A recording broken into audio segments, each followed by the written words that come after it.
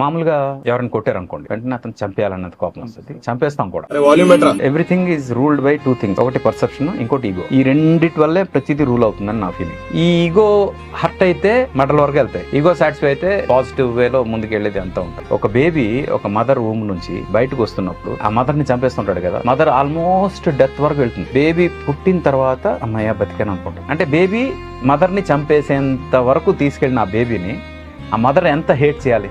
కానీ ప్రపంచంలో హస్బెండ్ ని కూడా లవ్ చేయనంత బేబీని మదర్ లవ్ చేస్తారు. ఆ పర్సెప్షన్ తో నన్ను చావు వరకు తీసుకెళ్ళినా సరే నా బేబీ, ఆ పర్సెప్షన్ గనక మనం అర్థం చేసుకోగలిగితే మన లైఫ్ చాలా గొప్ప ఉంటుంది.